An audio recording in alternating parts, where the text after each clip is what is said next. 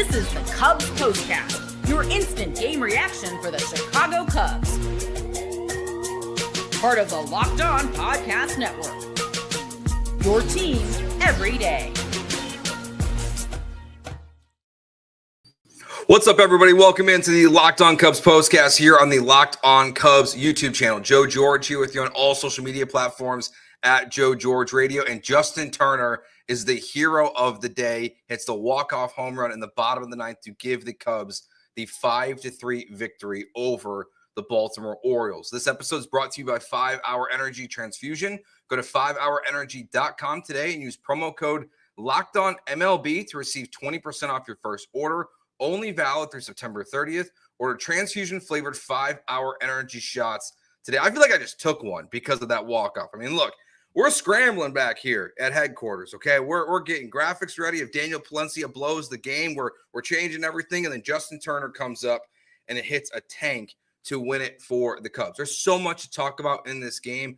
Obviously, we'll highlight Justin Turner here in a second, but we'll talk about the clutch hits that weren't there throughout most of the game for the Cubs. Kyle Tucker's day at the plate. I didn't do a show on Saturday, so we'll talk about what we heard on the broadcast on Saturday, what we saw from Daniel Palencia, the rest of the pitchers, and just an overall a needed series victory as the Brewers continue to stay absolutely red hot. But we will start today's show off with our Locked On Player of the Game.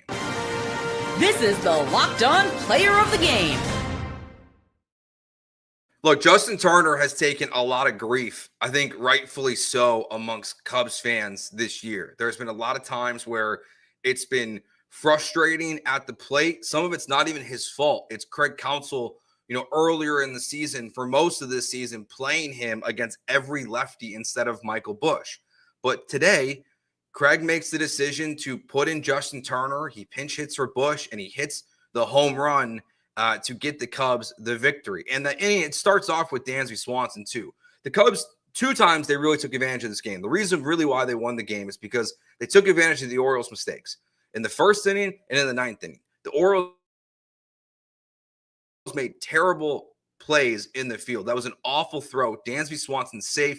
It rattles pitchers when you see things like that happen. And we saw it in both those instances. And Justin Turner comes up, swings at the first pitch, cranks it out of the yard, and he's like, needed that. Like, I feel like I've had to use the word need too much. That last game of the Brewers series, you needed that one. So you weren't 3 games back. You're only 1 game back. Well, again, the Cubs are teetering on the chance of being 3 games back in the NL Central because Daniel Palencia is just getting knocked around in the top of the ninth. But Justin Turner comes up and just is the hero of the day. And again, he's taken so much grief this year. So for him to have that moment, that's the reason why he's on the Cubs. Is now that's his. I think they said that's his first career walk-off home run, which is crazy to me. A guy who's played as long as he has, but Justin Turner is on the Cubs for this exact reason: a veteran presence to come up in a clutch situation and bring it home. And he's done this before this season. The other one was against, I believe, the Marlins this year. But if you're going to use a roster spot on Justin Turner, you need him to come through. And he checked that box today because the rest of the team, the pitching was fine until Palencia. It wasn't a perfect outing from Colin Rea, as we'll talk about.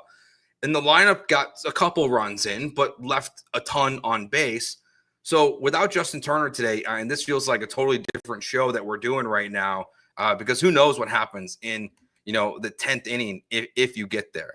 But look, for today, I'm glad Justin Turner is a Cub. But again, that's why he's here.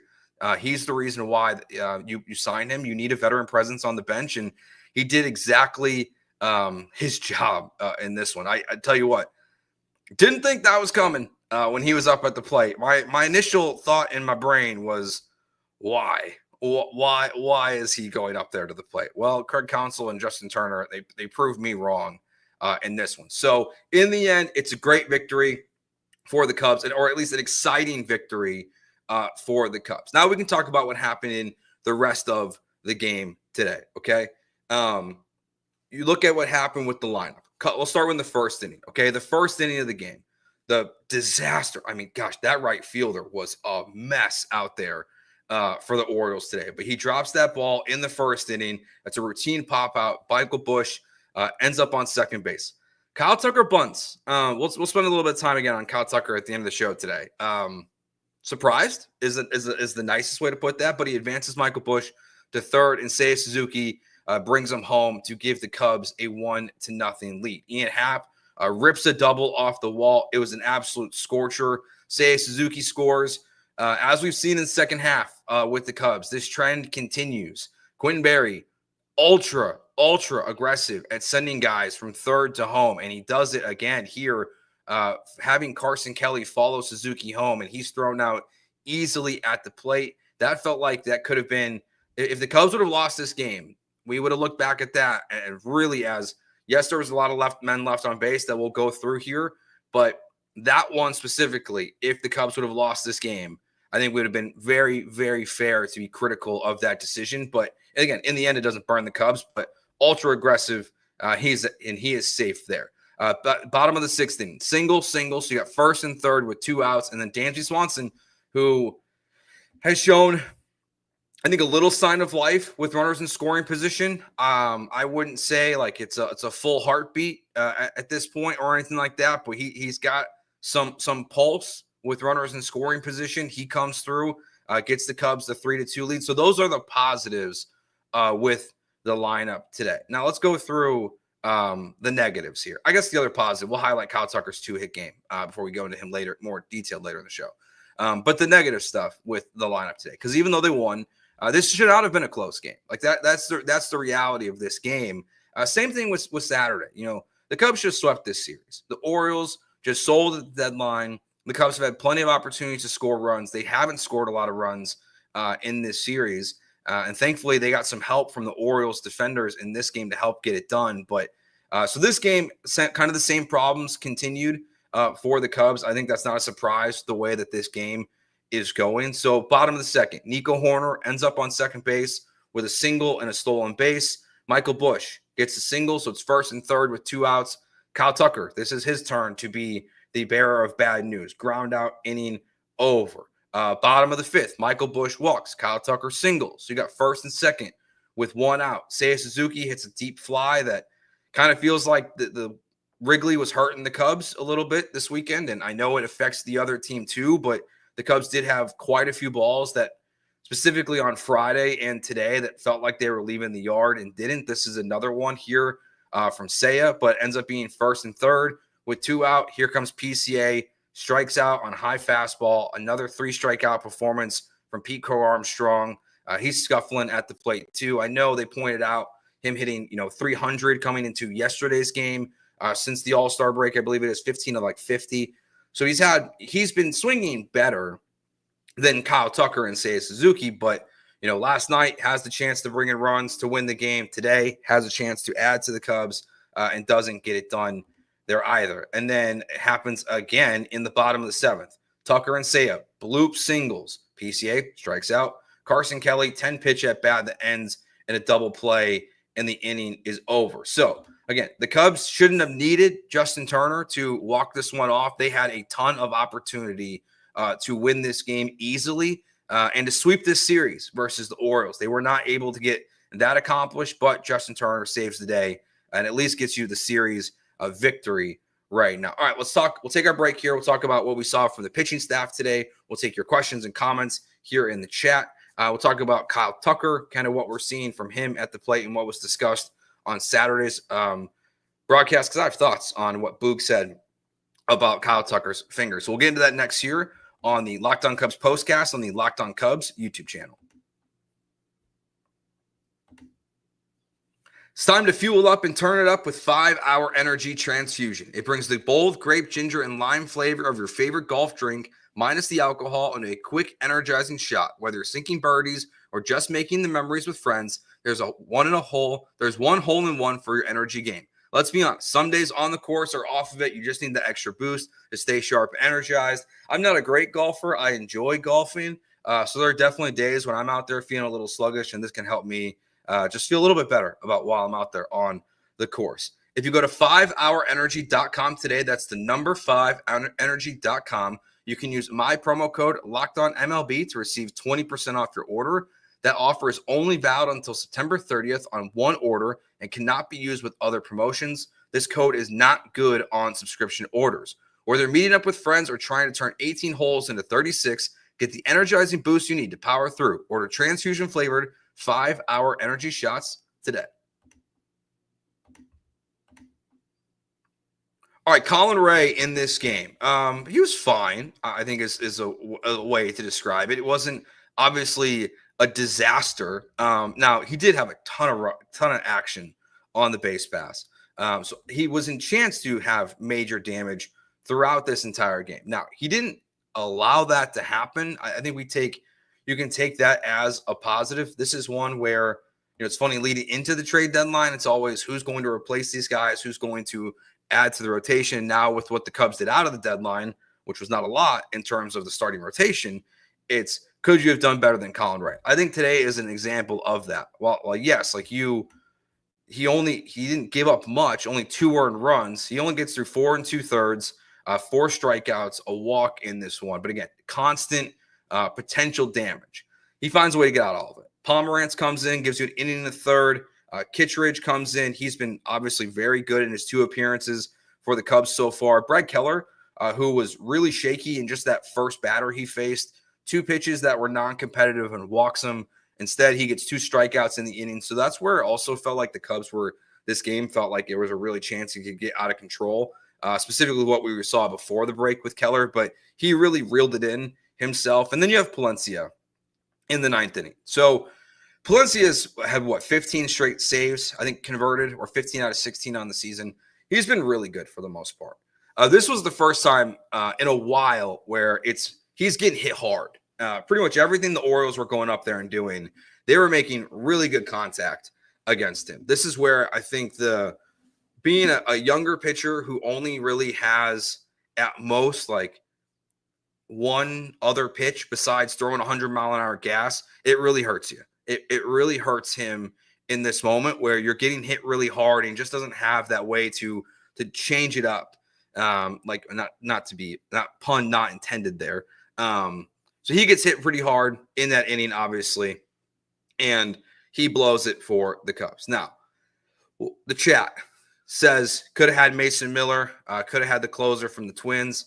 The Cubs never have been ever linked to a closer. So my counter to that is just that if you were expecting the Cubs to trade for a closer at the deadline, I don't know what you were reading. It's not what I was reading. It was pretty clear to me they were looking for a depth piece like Willie Castro and starting pitching and bullpen arms. But closer, like elite closer, it didn't seem like they were targeting that. I think that's because they really do believe in Daniel Palencia. And so, yeah, this is one bad appearance from him. But what's interesting about Palencia now, though, is I do think Rogers is someone that if something were to kind of unravel, if it were to unravel a little bit at some point this year for Palencia, which again, I don't think it's going to, Rogers or Kittredge are guys that you could turn to fill that gap and to close out games. Now, again, we don't know what we'll see from him in the playoffs.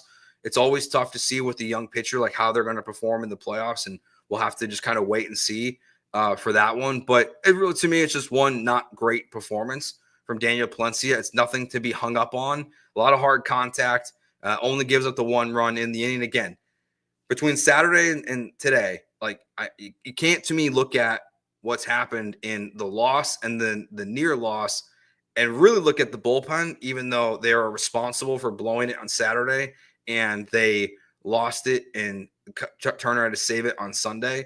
It's the lineup still that's not producing in the opportunities that they're being given. It's a reason why the Cubs did not sweep this series and did not easily win Sunday's game. To me, that's pretty clear that I'm not worried about the pitching, honestly, whatsoever. Let's see. Devane, sorry if that's pronounced incorrectly. Daniel Palencia's had the last 4 outings where he has put men on base. He hasn't had a 1-2-3 inning in a while. Not good for the Cubs. A lot of hard contact. Okay, so my yes, I think that's fair. But my counter is I think we overhype how many closers have 1-2-3 innings and don't have runners on base. I think that is more myth than fact. So while that's accurate to point out, I think asking a closer to go 1-2-3 every single time it's just a bit unrealistic, honestly, for a closer of any level, or one, especially at the early stages of Daniel Palencia's career. All right, let's talk about Kyle Tucker here for a second. So I didn't do the show on Saturday. I had family stuff going on. When took my son to the show, this YouTube live show thing we went to. But I was listening to the game and watching the game before we went, and I heard Boo talk about Kyle Tucker's finger. And, pointing out that maybe he can't grip the bat as hard as he would like to. He's still dealing with this finger injury that at this point is officially 2 months old. Okay. That second game he missed from the finger was June 4th. So it's been 2 months for Kyle Tucker since he got hurt. My first thought is this, is if he's hurt, why was it the All-Star game? Like, that's my first one. Like, selfish, like, why was he there? Now, is it a valid excuse? It's potentially yes. Now, he's been dreadful for the most part the last 2 months of the season. Now, today, 2 hits in the game. I think we've seen a little more hard contact. But, like, unless it's broken, then I struggle to, like, really kind of wrap my mind around what Boog is saying here. It feels more excuse versus in reality. Now, if it's broken, my question would be, why is he still playing? Unless the truth is with some of these injuries is that you just can't, it's not going to heal until the offseason, and you just kind of have to play through it because there's no point of missing time. Or if he's not healthy and it can get better, then just give him 10 days off. Like, I know it sounds, where the Cubs are at right now, like, it's a tough spot to be in where you're 2 games back of the Brewers. You've got a 5-game series coming up with them right around the corner. And then, like, if Tucker's hurt, like, would it not benefit you more for the long run, if it is a real injury still, to give him 10 days and let Suzuki play right or Casey play right or Ballesteros come up and DH? Like, you have options in your farm system. So, like, if it is that, and look, again, I've watched Kyle Tucker play for baseball since he came up. Like, this is the worst baseball he's played since he got demoted as a rookie. So I also don't, I kind of believe that he's hurting, but I feel like the idea that he's just playing through it struggles. I struggle with all of this. It's odd to me. The bunt was weird.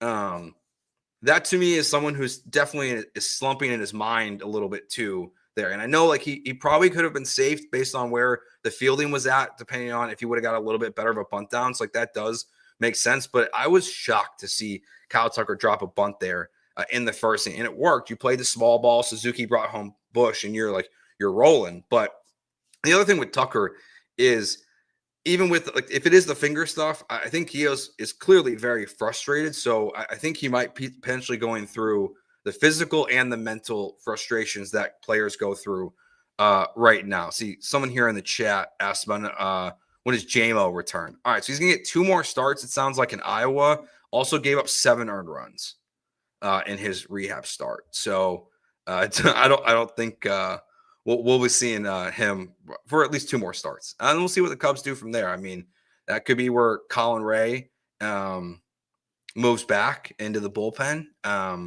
That wouldn't surprise me. I don't really know where else it fits in. Maybe we see, if they're going to really start limiting, Horton would be one to watch for, is to see maybe a little bit of a piggyback situation coming in a little bit for some of these guys into the rotation to save some arms, and specifically Cades, and to, if you're not getting length out of, Colin Rea and Jamison Tyon potentially, like Cade Horton could piggyback those guys, but we'll wait and see.